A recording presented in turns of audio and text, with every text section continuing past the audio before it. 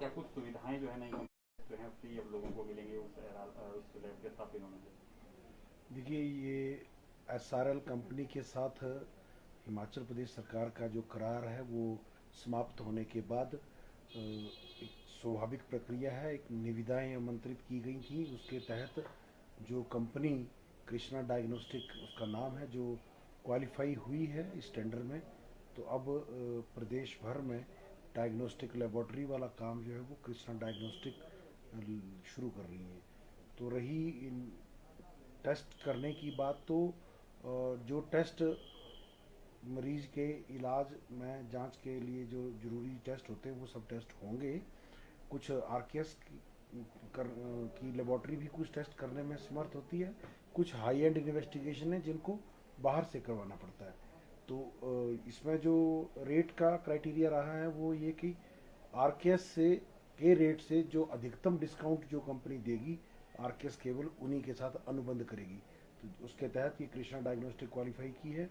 रही निशुल्क टेस्ट करवाने की बात, तो वो हिमाचल प्रदेश सरकार ने निशुल्क निदान योजना के तहत 56 टेस्ट डिफरेंट कैटेगरीज के, जिसमें एक्सरे, अल्ट्रासाउंड, ब्लड के टेस्ट और सामान्य जांचें, माइक्रोबायोलॉजिकल और पैथोलॉजिकल जांचें, जो अमूमन प्रत्येक मरीज को अस्पताल में इलाज के दौरान करानी पड़ती हैं, वह सब 56 जांचें हिमाचल प्रदेश के प्रत्येक निवासी को बिना किसी शर्त, बिना किसी नियम के सबको निःशुल्क उपलब्ध है।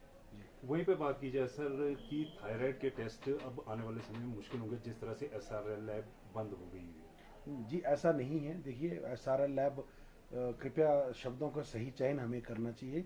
एसआरएल लैब बंद नहीं हुई है। हमने केवल जो व्यवस्था चली आ रही थी उस व्यवस्था में परिवर्तन किया गया है, और वो परिवर्तन जो है वो समय के साथ होना जरूरी होते हैं, क्योंकि एसआरएल कंपनी इस प्रदेश भर में लगभग पिछले 9 साल से कार्य कर रही थी, तो उनका अनुबंध जो है वो समाप्त हो चुका था। तो वैसी स्थिति में सरकार के पास नए निविदाएं आमंत्रित करने के सिवाय और कोई रास्ता नहीं था। तो सरकार ने जब नई निविदाएं आमंत्रित की, जिसमें एसआरएल, कृष्णा डायग्नोस्टिक, एक आध कोई और कंपनी जो उसमें पार्टिसिपेट की थी, तो उसके बाद सारा टेक्निकल क्राइटेरिया और सब क्राइटेरिया को देखने के बाद जो कंपनियां शॉर्टलिस्ट हुई, उसमें से जो अधिकतम डिस्काउंट जो प्रदेश सरकार को, अस्पतालों को जो मिल रहा था, वो कृष्णा डायग्नोस्टिक से मिल रहा था। इसी के चलते जो है वो अब ये काम एसआरएल से हटाकर कृष्णा डायग्नोस्टिक को सौंप दिया गया है। अब रही शिफ्टिंग की बात, तो जब भी कोई बदलाव होता है, हम एक कमरे से दूसरे कमरे में शिफ्ट करते हैं, तो समस्याएं जाहिर सी बात है, कुछ थोड़ा दिन एडजस्टमेंट में प्रॉब्लम आती है। तो ये वही चीज़ है जिसके तहत, जैसे एसआरएल कंपनी अब अपना सामान यहाँ से समेट रही है और कृष्णा डायग्नोस्टिक अब काम संभाल रही है, तो एक दो दिन जो इनकी मशीनरी को इंस्टॉल करने में और स्टाफ को एक्मलेटाइज होने में जो लगते हैं, वह समय लगने वाला है। परंतु हम ये स्पष्ट तौर पर आप सब लोगों से के माध्यम से सब लोगों से कहना चाहेंगे कि किसी भी व्यक्ति का आपातकालीन स्थिति में किसी भी तरह के इलाज में कोई भी कमी नहीं आने दी जाएगी।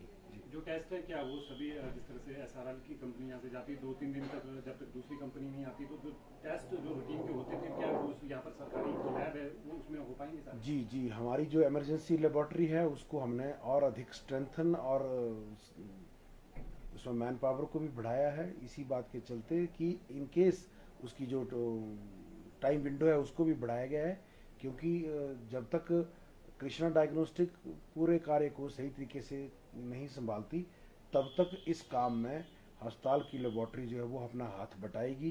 इसके लिए हमारे यहाँ पर प्रशासनिक अधिकारियों के स्तर पर बैठक करके इसका आगे समय सारणी, वहाँ पर काम करने के लोगों का रोस्टर, वहाँ पर काम करने की समय सीमा, उन सब चीज़ों को बना लिया गया है। वहीं पर बात की जाए सर, इन दिनों वायरल काफ़ी फैला हुआ है और प्रतिदिन बात की जाए तो ओपीडी में कितने मरीज आ रहे हैं और पहले की तुलना में मरीजों की संख्या क्या बढ़ी है? देखिए, ये मई जून के महीने में अक्सर इस तरह के मरीजों की संख्या बढ़ती रहती है, और साथ ही साथ इसके अतिरिक्त एक जल जनित रोगों की संख्या भी अब बढ़ने वाली है आने वाले समय में। तो ये स्वाभाविक है। ये प्रतिवर्ष अगर हम कैलेंडर को देखें और उसके हिसाब से अस्पताल के आंकड़ों को देखें, तो प्रतिवर्ष अप्रैल मई जून के महीने में जो मरीजों की संख्या में इजाफा होता है। इसके बहुत सारे कारण हैं, मौसम में बदलाव, साथ ही साथ जो है दिन लंबे होते हैं तो दूर पार से लोग जो हैं वो शहरों का रुख करते हैं अपने इलाज के लिए, वह और बड़ी सारी चीज़ों की वजह से जो अप्रैल मई जून के महीने में हमारी ओपीडी जो है वो प्रत्येक विभाग की जो है वो संख्या बढ़ जाती है। रही फीवर की बात, तो जो भी कोई व्यक्ति फीवर इस तरह के लक्षण सहित आता है तो उसमें भारत सरकार के सख्त निर्देश हैं कि किसी भी फीवर और इस तरह की समस्या लेकर अगर कोई व्यक्ति आता है तो कोविड की संभावना को रूल आउट किया जाए, जिसके तहत ऐसे लोगों का कोविड टेस्ट भी यहाँ पर करवाया जा रहा है।